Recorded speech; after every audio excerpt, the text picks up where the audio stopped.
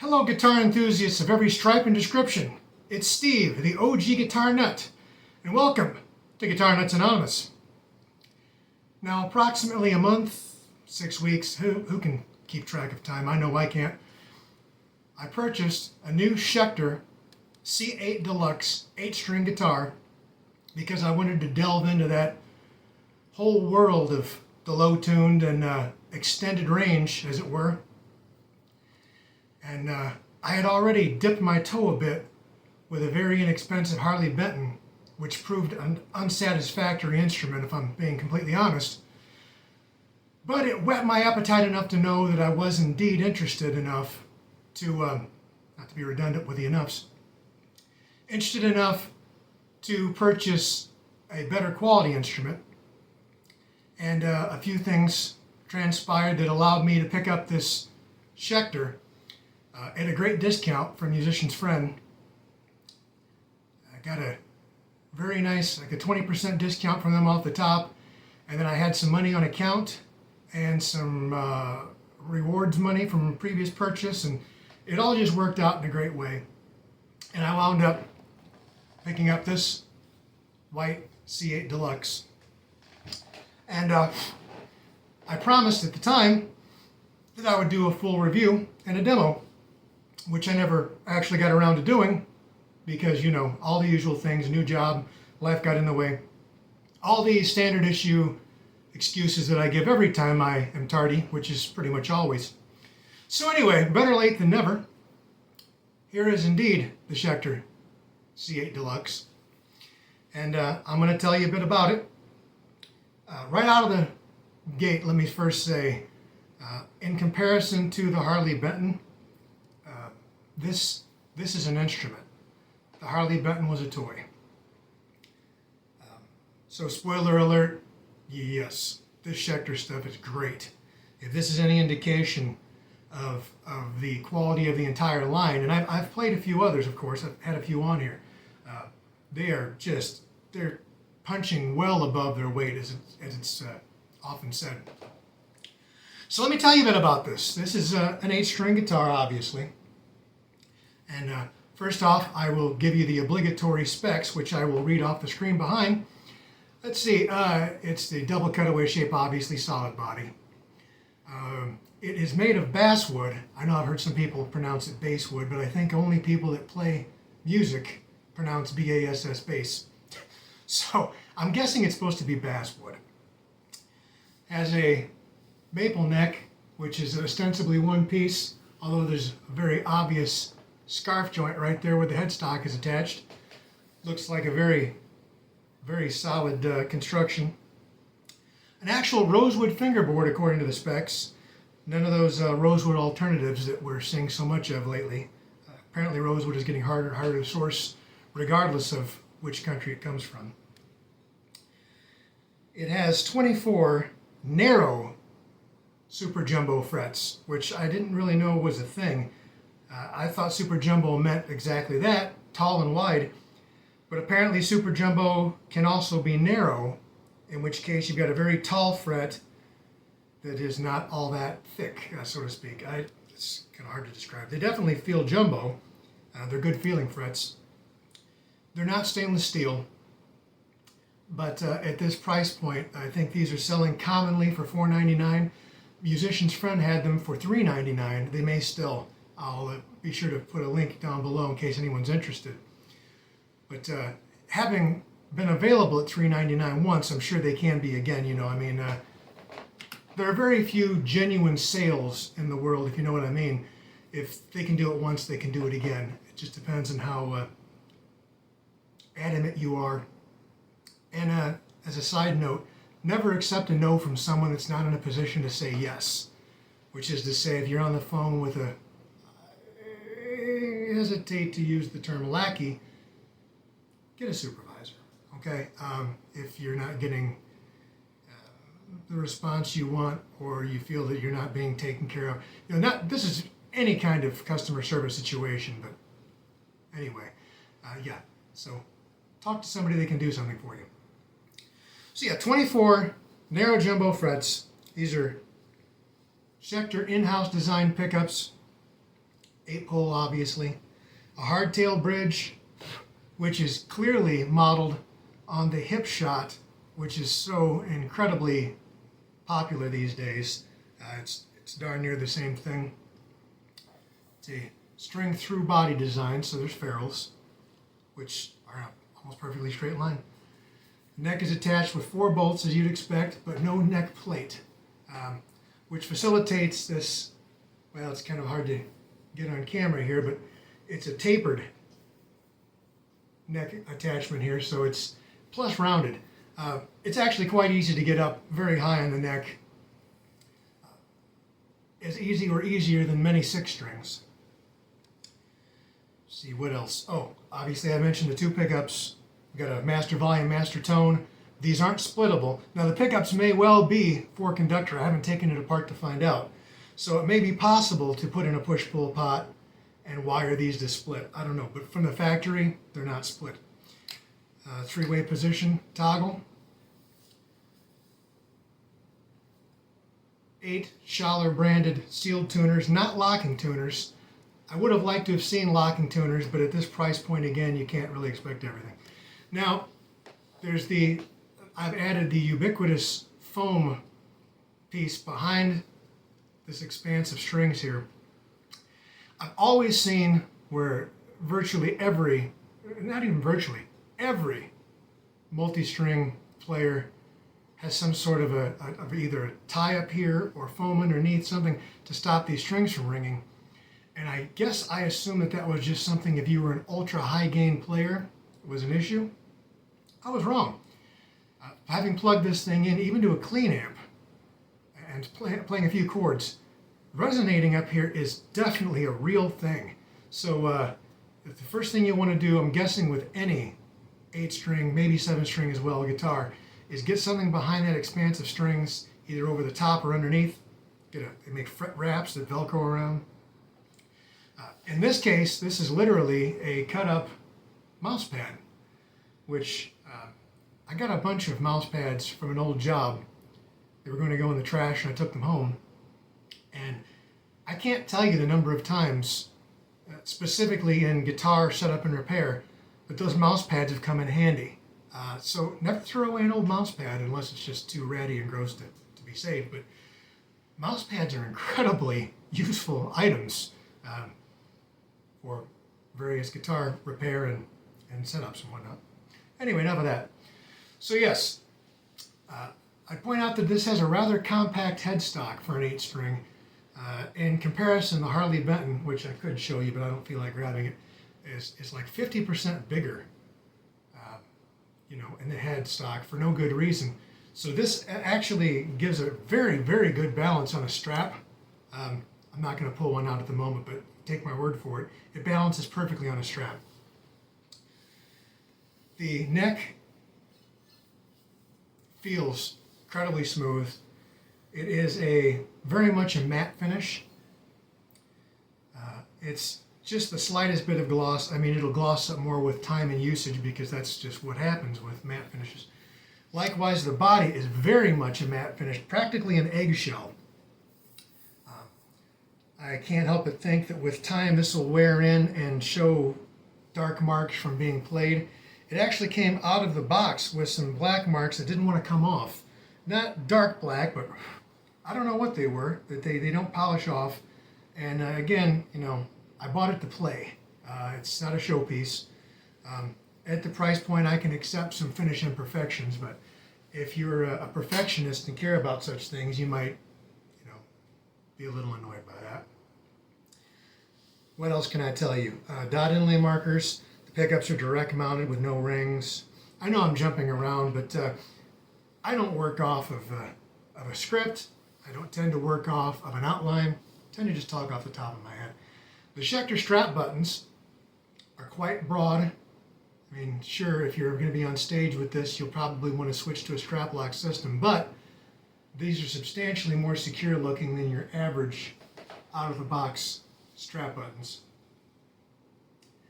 So there's all that. Someone's bound to ask. This is crafted in Indonesia, which a lot of people are very much of the opinion that Indonesia is leaps and bounds in quality ahead of China. At one point in time, that was probably true. I'm sure the Chinese have since caught up, but that's what's said. So those are the specs.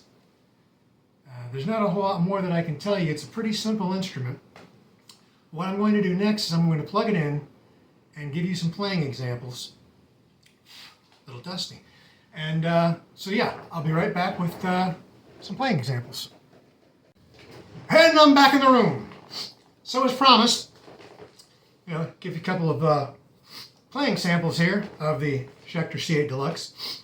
Now I'm actually running into a very inexpensive Fender Mustang 1 practice amp, which you're going to be hearing a lot about because I am a huge proponent of these little things. If you don't have one, get one, and you can get them cheap, and they're amazing bang for the buck little amps. Can't recommend them enough. I'm going to have another episode, a standard episode of the show here, where I'm going to talk about all the great things you can do with these little inexpensive amps. But enough about that for now. So I'm in the setting on this amp called Modern 2000s. So this is the highest gain setting on this particular amp. I have the treble set quite high and the bass essentially rolled off, which you'll find very quickly using these extended range instruments, whether it be baritones or 8 strings or whatever, that the last thing you need is any more bass. It just muddies things up. So cut your bass. Those are just certain rules to live by when you're talking about these low-tuned instruments. Like I said, the mute at the headstock, the take away the bass, and so forth. So without any further ado, here's our sound. Pretty noisy. So it's going to want to feed back a little bit because I'm close to it, but anyway. In fact, there's something to find out. Are we microphonic? Ever so slightly. I've definitely had much more microphonic pickups than this. Here's a nice E chord.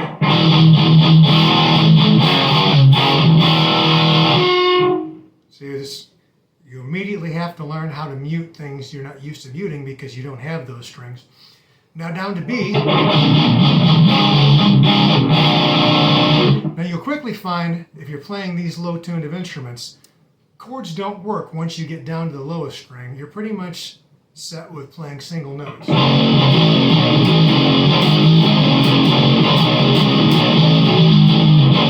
Because if you try,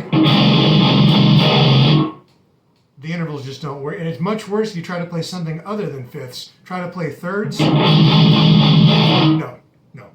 There are physical limitations. I'm not going to go into it here, but there are physical limitations to which note intervals actually work, depending on where they are in the scale in terms of pitch. And once you get down much below, well, even when you get down to B, it can be tricky. But definitely you're looking at single notes when you're low string.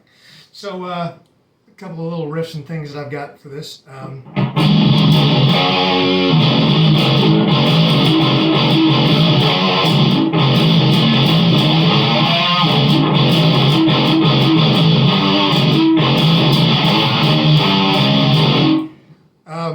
Got a pretty good tone, I think. I know there's a lot of guys who are going to want to immediately run out and change the pickups because some people just do. They think they have to have Fishmans or, in some cases, EMGs, active, whatever. I think these sound perfectly fine.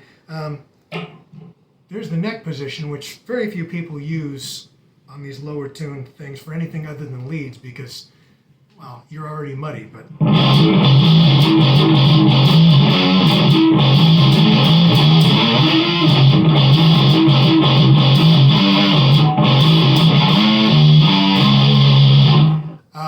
And likewise, your middle position is not something you're probably going to use a lot.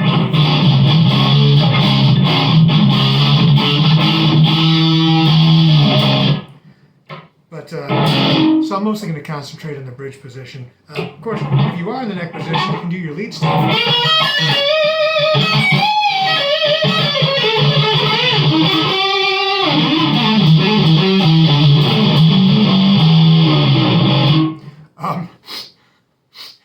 very unusual if you've never played something like this before. Everything you've ever played still works, but boy does it feel unusual. Yeah. So, yeah, I'm going to concentrate, as I said, on the bridge pickup. It's got a decent amount of clarity, in my opinion. Well,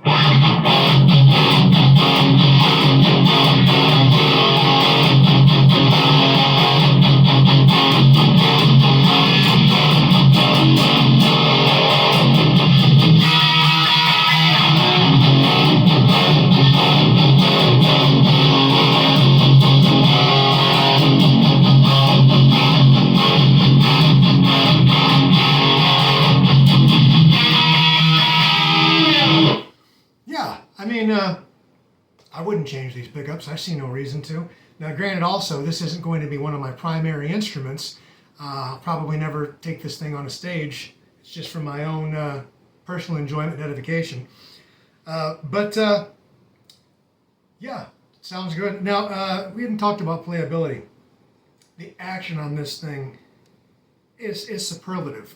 I'm going to guess, since I don't have a caliper or anything handy, looks to be right about 2 millimeters high at the 17th fret, which translates to about 1 3/4 millimeters, down to most of the playing area, which would be acceptable for a 6-string. For an 8-string, it's amazing. The Harley Benton, just as a way of comparison, was literally double. I could fit my pinky at the 17th fret under the low F sharp. But yeah, again, I gave $150 for that. This is more of a $500 tier instrument, so you'd expect better. Also, I should mention that with that nice straight neck, low action, very little buzz. Acoustically, there's a bit of buzz on the F sharp. But I found that what alleviates buzz on these things more than anything else I found, strangely enough, is actually using a thin pick. Now, normally I'm a thick pick, heavy pick kind of guy, but I found that using this makes a huge difference. It kind of makes the string bounce a little less, I guess. I don't know, but it seems to make all the difference. So there's another tip for you. If you're going to try playing, baritones, 8 strings, whatever else, try busting out a thin pick if you're getting a lot of buzz. The buzz generally doesn't translate through an amp anyway, but I know some people get annoyed by buzz even if it's acoustically. And fair enough, if that's your jam, then just give this a shot. You got nothing to lose. So yeah, what else can I tell you? Well, let me do this. Let me switch over to a clean. I know who uses 8-string guitars with a clean amp, right? No one. But part of my motivation was to find ways to use something like this in a context you wouldn't normally expect. So, huge reverb.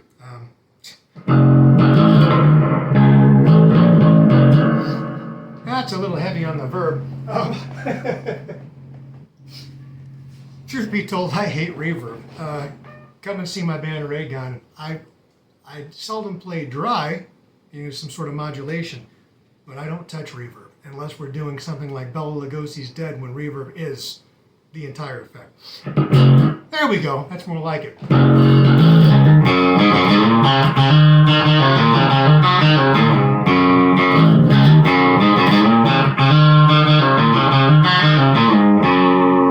Now, middle position.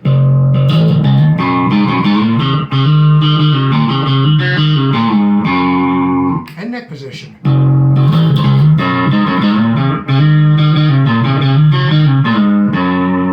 So see, you could actually use something like this in place of a baritone. You can do your spaghetti western, you could do your tic-tac bass stuff on something like this. It's totally doable.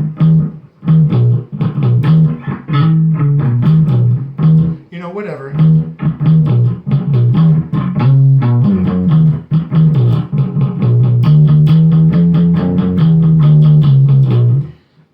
All the stuff that you would do, it's all translatable. Just people don't generally think of that with these. They think in extreme metal and whatnot.